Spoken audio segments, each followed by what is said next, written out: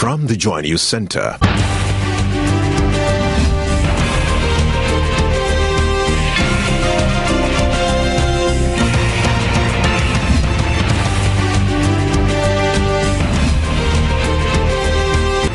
This is News at 8.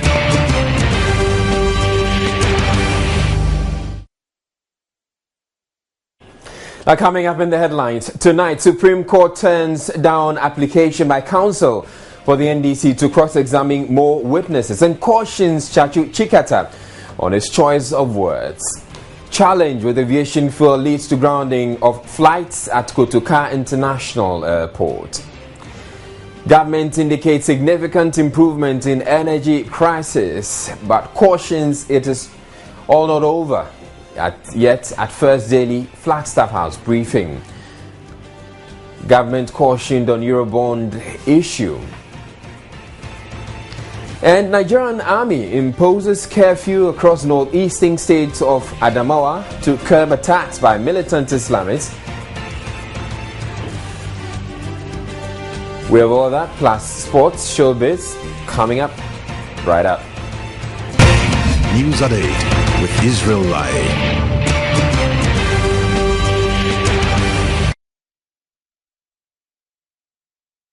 Now, Joy News has learned a number of flights were grounded at the Kotoka International Airport for about 3 hours today due to a challenge with aviation fuel.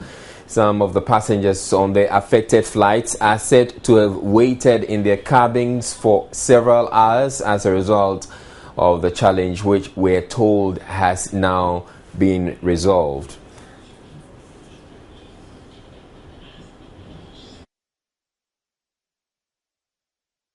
Line now by Kweku Nchibwesiako. He's a chief commercial manager at Amtrak. Good evening to you, Mr. Nchibwesiako. Hello, good evening, Mr. Nchibwesiako. Hello. Yes, hello. All right, thank you for joining us. Now, can you give us the very latest on this supposed power outage that affected the flights at the Kotoka International Airport? Well, the latest is that the suppliers have been able to fix their own generator as of around 7 p.m. and they had managed to supply fuel to the airlines. So we are in the position to resume operations from tomorrow morning. Now, explain to us what exactly happened. There was a power outage, we're told, but what happened? The standby generator failed to kick in. Can you please explain to us?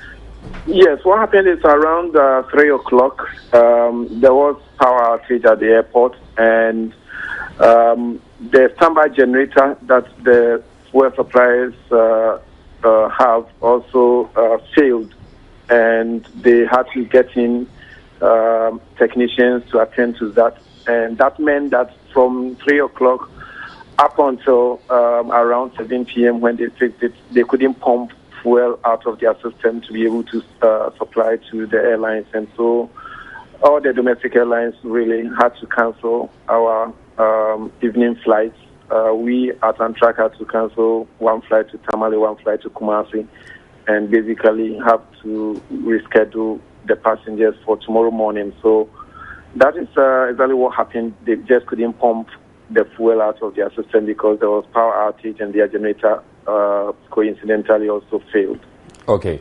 Right, thank you very much. You heard Mr. Nchibwesiako. He is the chief commercial manager at Amtrak, and he tells us the situation has been resolved now and the flight should be able to take off as a result.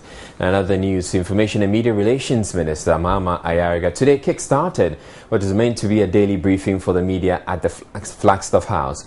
The daily presidential briefing announced last week by the Information Minister aims at creating a platform for interaction between government and the media.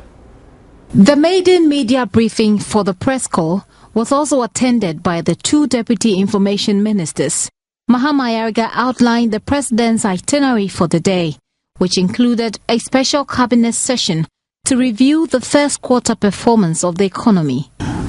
Cabinet will review the first quarter of the economy and the developments therein in terms of both macroeconomic stability and fiscal prudence, and the Finance Ministry will present to government a set of recommendations to consider going forward to achieve the targets and the objectives stated in the budget for 2013.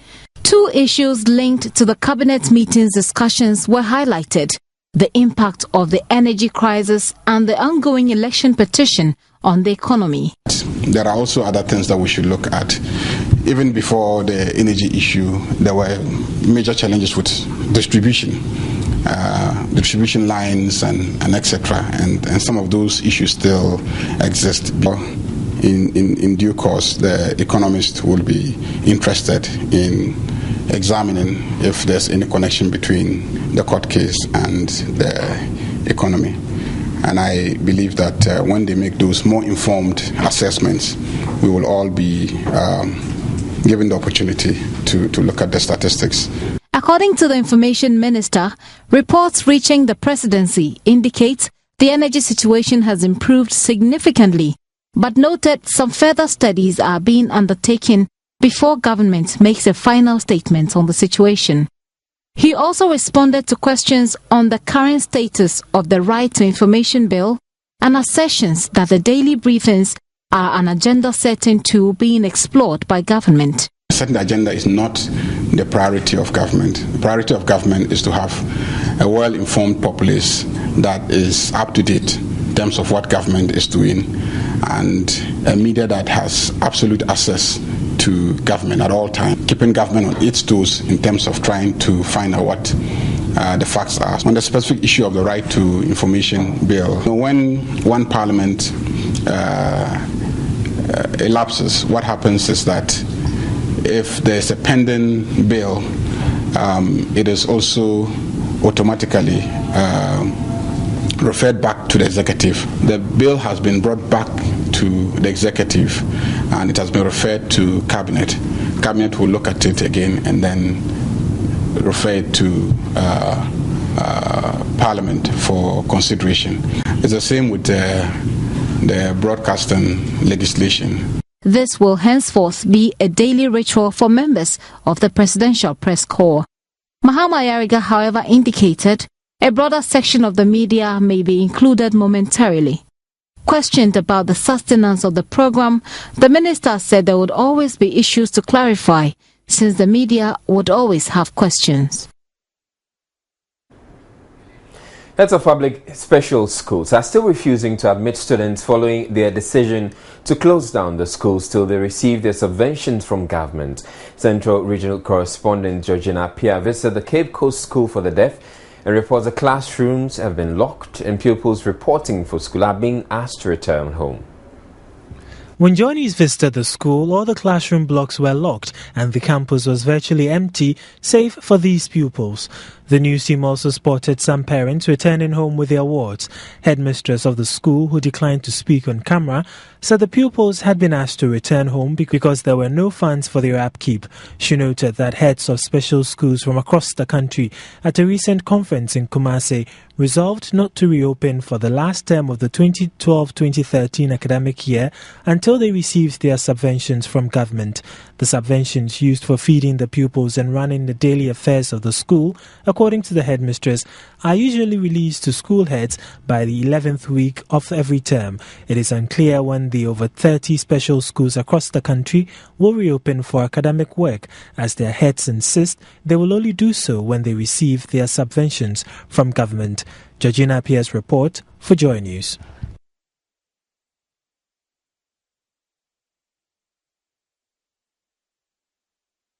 United Nations Children's Fund UNICEF has over the last year successfully set up nearly 13 million mosquito nets across the country.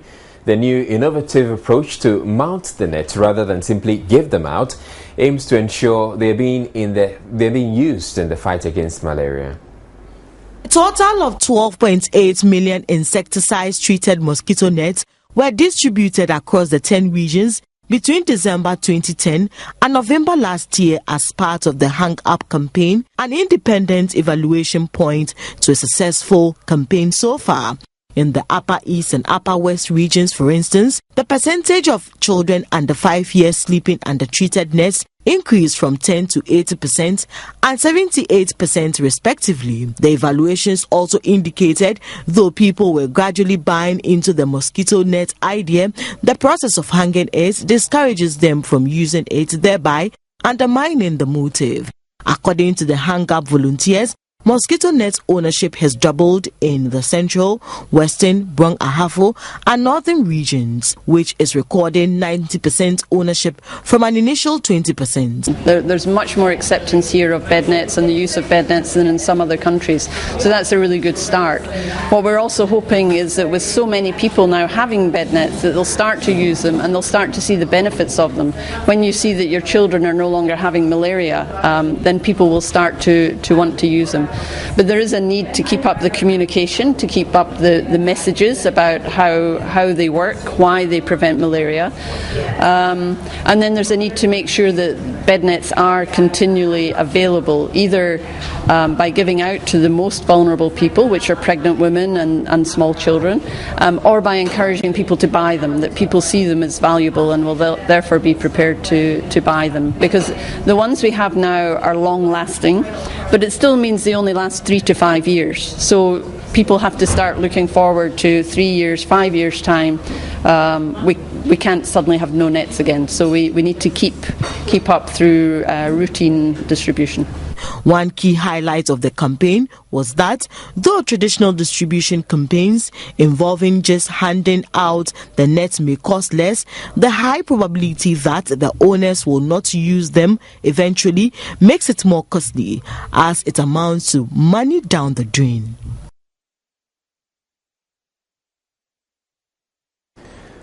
The Canadian Governor-General, Right Honourable David Johnston, has ended his 4-day visit to Ghana.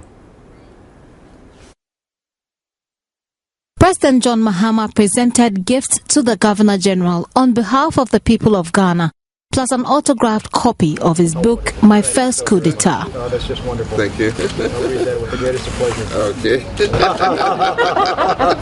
it anything? Oh, Isn't that something? Nice. Oh, wow. Oh, that's wonderful. Where did you We're going to read that when we get in the plane. There was a coup that took place in Ghana in 1966. 66. Yeah. And 66, of course. it changed the course of my dad's life.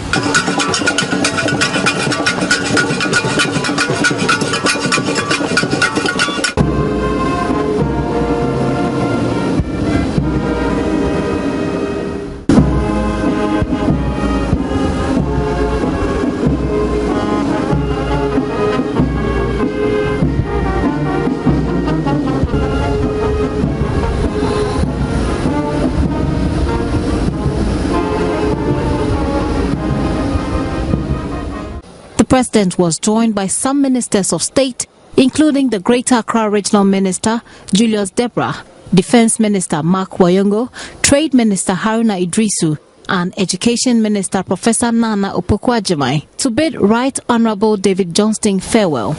The Canadian Governor-General's visit facilitated bilateral discussions and agreement between the two countries. Issues discussed largely centered around education and trade.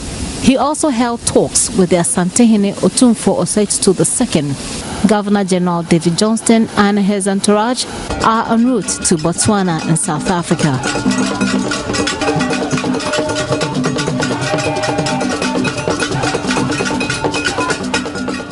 And with that, we'll take a break, but there's more news ahead. Stay tuned.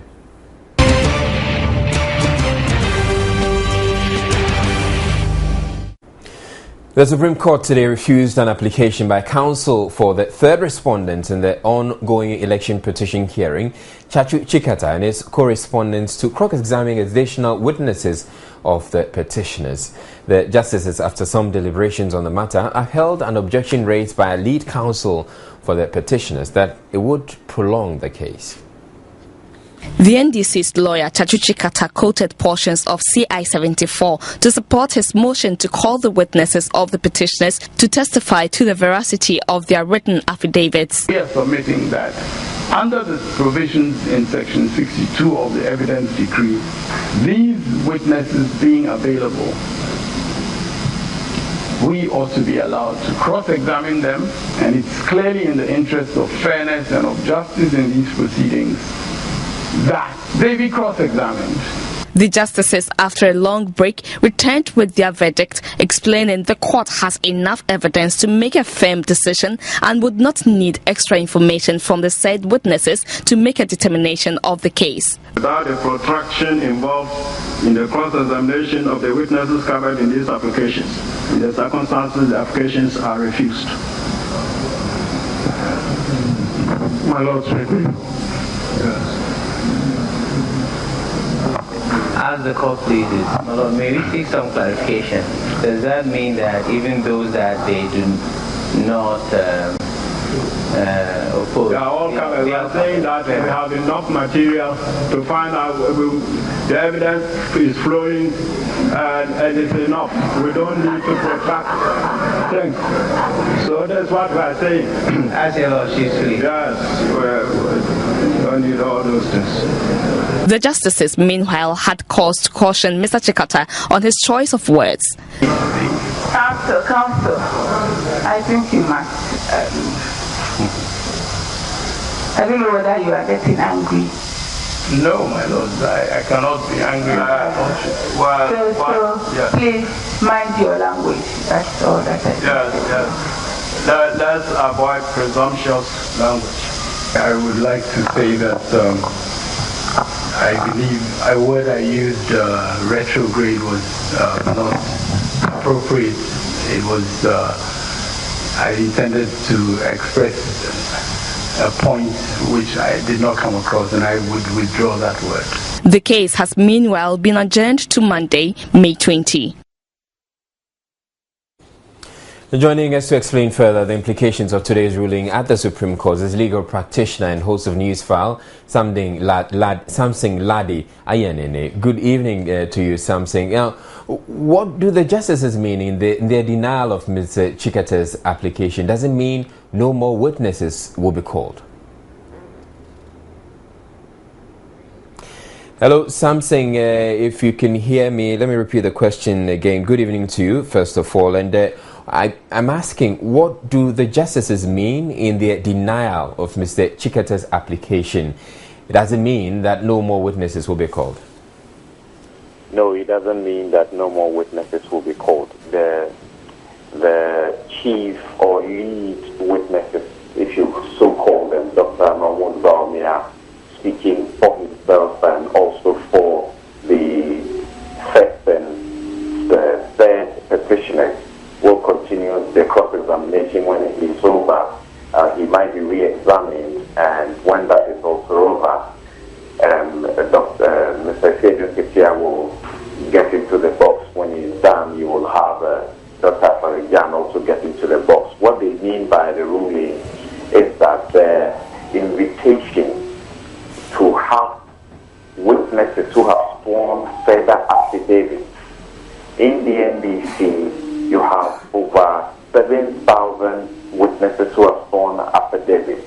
In the NPP, you have less than a dozen who have also sworn affidavits. And the court's decision earlier, direction, was that you could call any or some of these witnesses to cross-examine them on the facts that they have deposed to on the affidavit, but you should be able to meet a certain requirement of compelling reasons.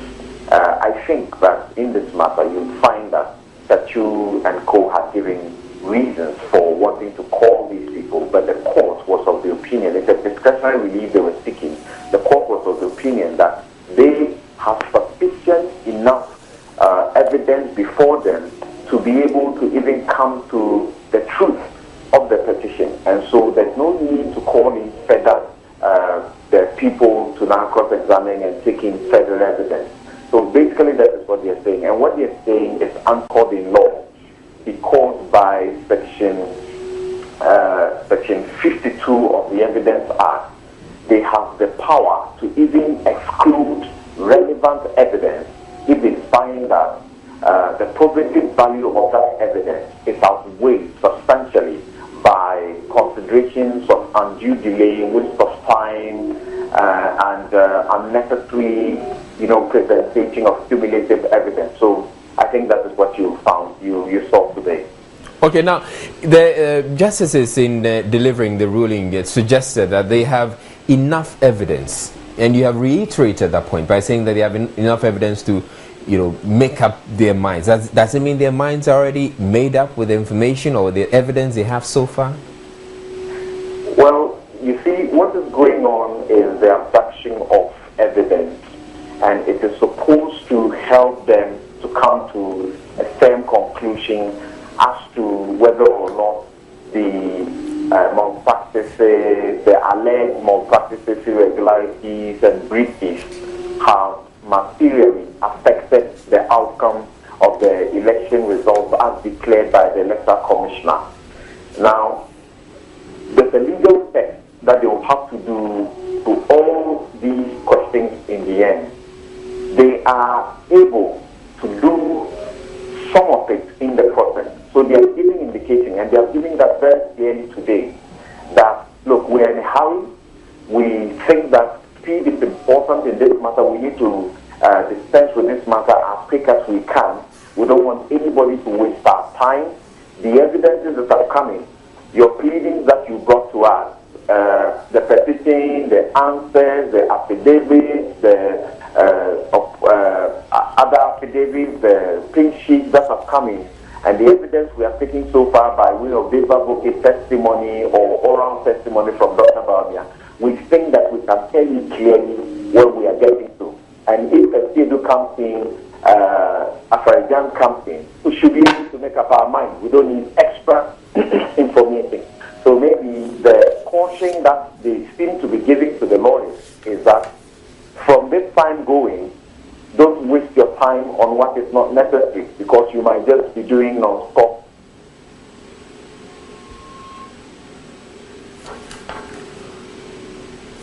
All right, we seem to have lost Samson Ladi-Ayeni on the line there, but there was Samson Ladi-Ayeni. He's a legal practitioner and host of News File. Meanwhile, spokesperson for the NDC in the election petition here in Nana Tudati told journalists after today's hearing he found the attempt by the petitioners to stop the cross-examination of other witnesses in the hearing very strange. According to him, those that need to make more witnesses take the witness box to enable the court to prove the veracity or otherwise of the petitioner's claims. Strangely enough, the people who put the witnesses up suddenly say, no, they don't want the people to come and they don't want them to be called. I don't understand. We don't understand. But that is their case. Well, we push. Our counsel pushed further, and the court came out with a ruling eventually that, listen, we have enough material before us by way of evidence for us to make a determination along the line, one way or the other, in this case. And for us, we don't think that the evidence of the 6 or so witnesses is really material to the determination of this matter. Spokesperson for the petitioner, Gloria Ekufu, upheld the court's ruling, noting the evidence presented by the petitioners was strong enough for the case to continue. We were seeking to establish that where these infractions had occurred, the EC itself had nullified the results, which they admitted to. So we took the view that calling those witnesses for purposes of cross-examination was not warranted by the rules of court, since we had not joined issues. It is where there is disagreement on the facts that you will seek also to put your side of the matter across to the court through cross-examination. We, however, said there were 2 witnesses whose affidavits had not been admitted to. The facts in the affidavits had not been admitted to by any of the parties, and that we did not mind if those witnesses were cross-examined. She also spoke about the ransacking of her office by some unknown persons Wednesday dawn. It was discovered that our officers, Blay and Associates, had been broken into, and that was the second time. I myself was not there. I haven't been there much because of what we are doing in court. I'm able to find time to go and work there only on Fridays. So I wasn't there. But the information I received was that they broke in through the back, through our conference room, and made away with 2 laptop computers. They also took the hard drive of our server. That is what immediately was detected. The matter again has been referred to the police. They have been around to see whatever evidence they could gather. Access to healthcare services should no longer be a bother for pensioners. Courtesy a fund to help them settle their medical bills expected to become operational next year. The National Pensioners Association today launched the Pensioners Medical Fund, which together with the NHIS should make access to healthcare affordable. Pensioners have often raised concerns about the amount they receive as basic allowance, which they say is not enough to cater for their health needs as well. After years of advocacy, the Social Security and National Insurance Trust, SNIT, this year increased the basic pension allowance for pensioners under the scheme to 100 Ghana cedis. Pensioners until the recent increase received a basic allowance of 52 Ghana cedis. But in spite of the monumental increase, General Secretary for the National Pensioners Association, Edward Ameibo, says a further increase is needed to adequately cater for the medical bills of members. Profile of pensioners make them vulnerable to all kinds of health conditions. On several occasions, we have looked on helplessly while our members struggle to raise funds to cover their medical expenses. The expenses are mainly in two categories: to top up the NHIS or to meet situations not covered by the NHIS. Our inability to help was because we do not have any funds set aside for such situations. After careful consideration, the association at its third quadrennial delegates conference in Kumasi last year resolved to establish a charity fund to be known as the Pensioners Medical Fund to supplement the medical expenses of our members. The National Pensioners Association is a voluntary organization founded in 1992 to promote and protect the well-being of pensioners under the SNIT scheme. The creation of the Pensioners Medical Fund is thus to cushion the medical expenses of members. Edward Ameibo explains how the fund will operate. We agreed that we are going to deduct 5 cedis times 55, calculate how much it will be. That will come. But here we don't have the capacity to be able to handle these things. So it will certainly go to a board who are technical people who know how to do these things. And then they will do the reinvestment of the money. They will do the investment, ensure the money, reinvest it, and so on. Board which will be administering the fund, they will decide on the levels. Now, if you see that the National Health Insurance, all of us don't pay the same amounts. There are differentiations. So we are hoping that when we put the board in place, and it will be in place before June 18. So June 18, we'll be able to say specifically how much each person will be contributing. The National Pensioners Association says it will later hold a fundraising service at the Osu Presby Church to kickstart the project, which becomes fully operational in 2014. Joy News Business. In business, government is considering going to the international capital market this July to raise its much anticipated $1 billion Eurobond. That's against such move by Ghana. Joy Businesses gathers this is the date managers of the economy are proposing, subject to approval by the lead managers of the offer. Government is also expected to table the prospectus to Parliament for approval when the House resumes sitting in the next few days. Government is planning to raise some $1 billion with a yield of between 5% and 6% for investors who would participate in the auction. Proceeds from the Eurobond will be used to finance infrastructure projects as well as restructure maturing debts and interest payments.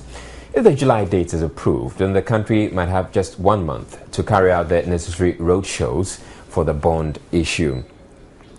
Meanwhile, the Executive Director of the Center for Policy Analysis, Dr. Joe Abe, is cautioning government against the issuance of a second Eurobond.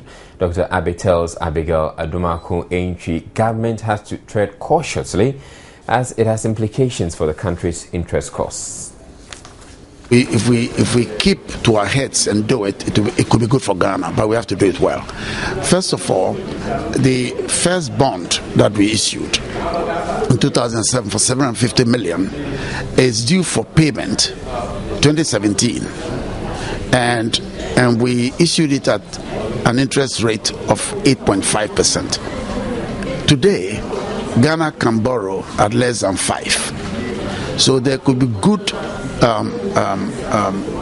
dam for the country if we should borrow and buy back that old one. Then our interest costs can be reduced.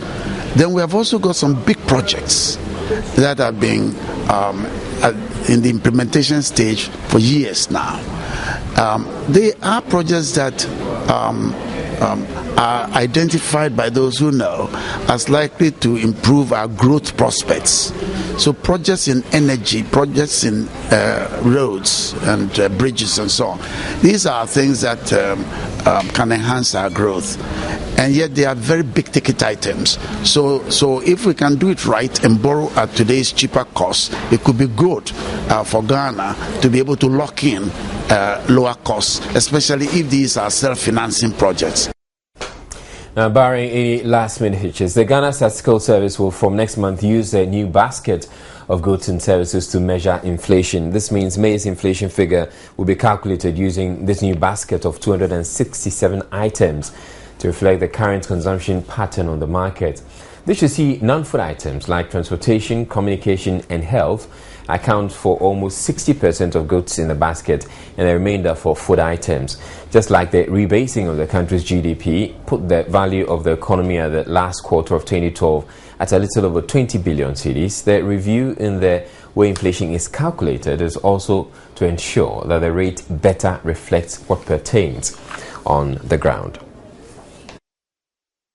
If you're a commercial vehicle owner who feels your driver or drivers are not being straight with you, don't worry. There's a new technology to help you keep an eye on the activities from a distance.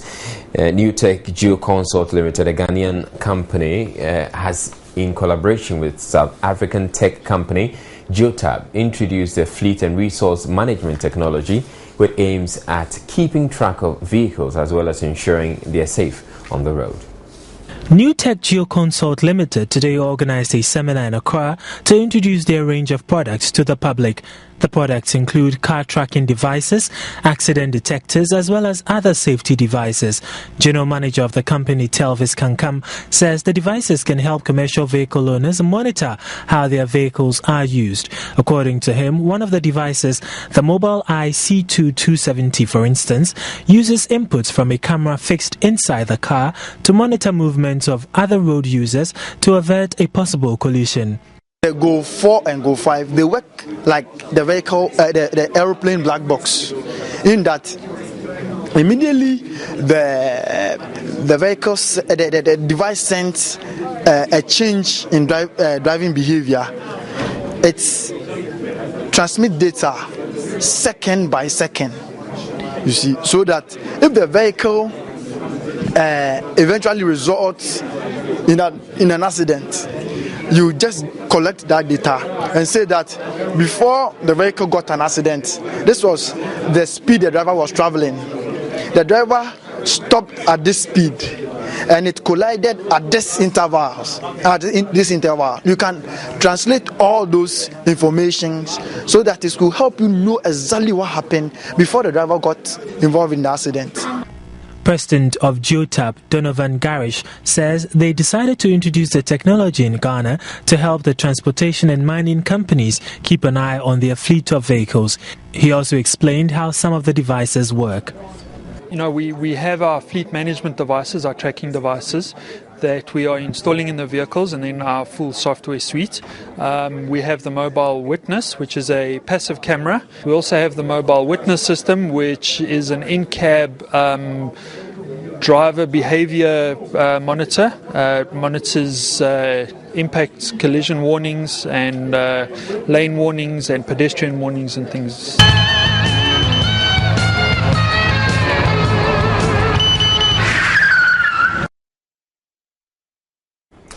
BP wants Prime Minister David Cameron to intervene over the escalating cost of compensating U.S. companies for the Gulf of Mexico oil disaster in 2010. The company feels its financial recovery is in jeopardy because the compensation system is being abused. Next up, we bring you some smart investment tips as well as market data.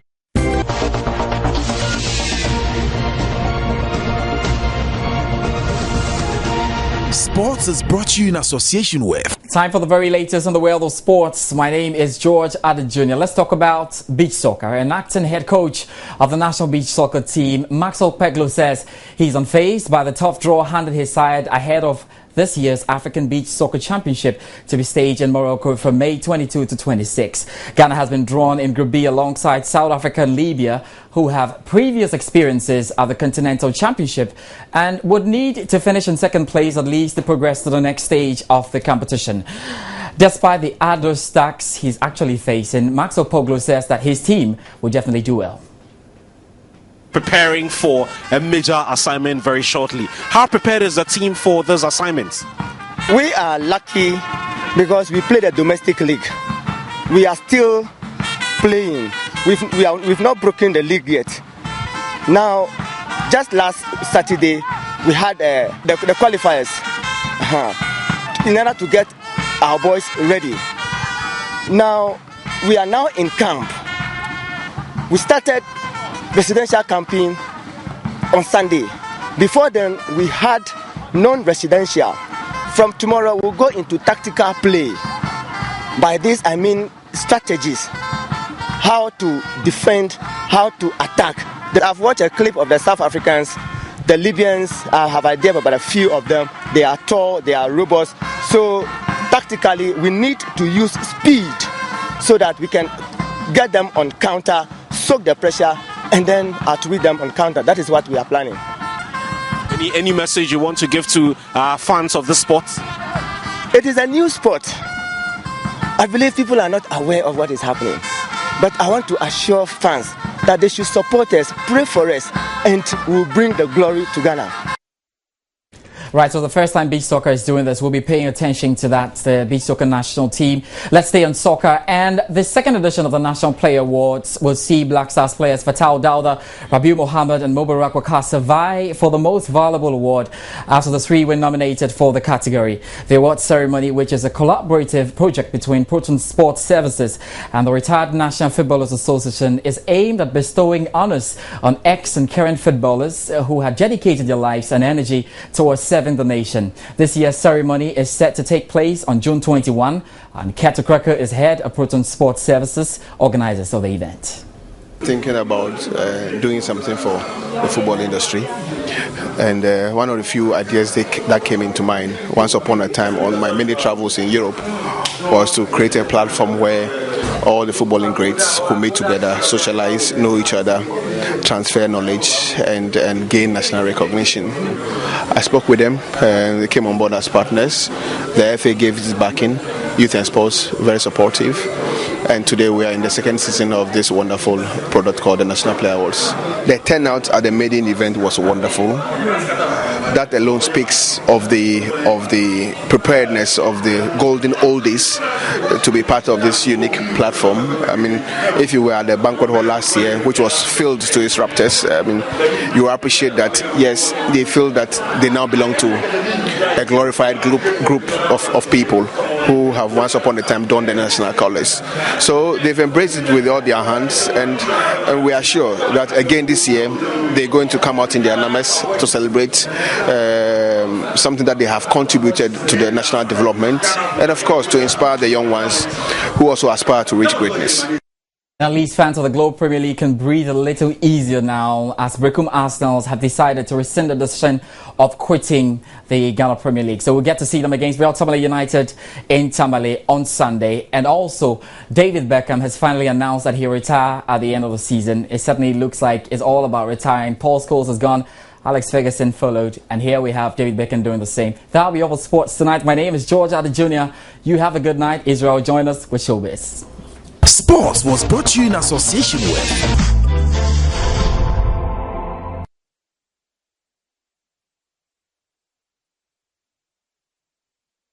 the Ghana Music Awards is just 2 days away, and event sponsors are already promising patrons a night of quality excitement to make the moment more magical. Some 100 patrons will be giving a royal treat, which includes spending some time in the much talked about Red Room.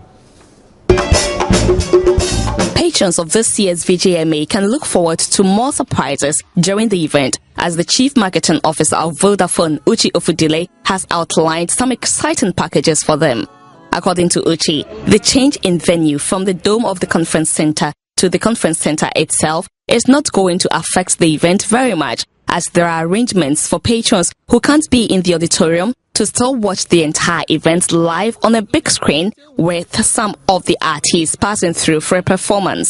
All our energy and all our focus is into making Saturday an amazing experience, and Vodafone and Charterhouse are really working hard to make sure, but I can assure you that for year 3 we will pull a rabbit out of the hat again to make sure it's amazing as well. The Chief Marketing Officer also assures patrons of another Red Room experience, this time with a more pampering touch.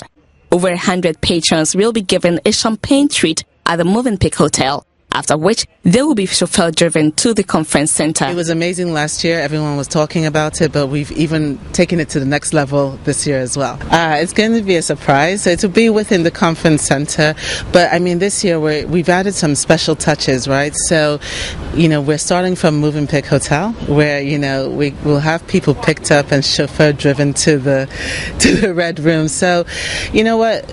It's unfortunate that we couldn't use the dome this year, but I think with every challenge there's a silver lining, and we found a really exciting way to bring the Red Room to life at the dome, and it actually forced us to expand that experience to Movenpick and to add some special touches. So I think actually for those people who will be at the Red Room, the experience is even going to be better this year. This year's VGMA is scheduled to take place at the conference center on the 18th of May. That is coming Saturday.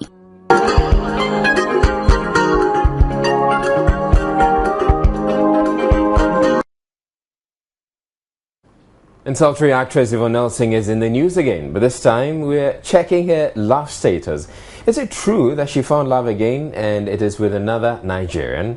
Well, the gossip is that she has found a new man in Nigerian singer Demi Crane. Sexy Yvonne has been in the news for numerous reasons, ranging from... To end the bulletin, look at our top stories again. The Supreme Court has turned down an application by counsel for the NDC to cross-examine more witnesses and cautioned Chachuchikata on his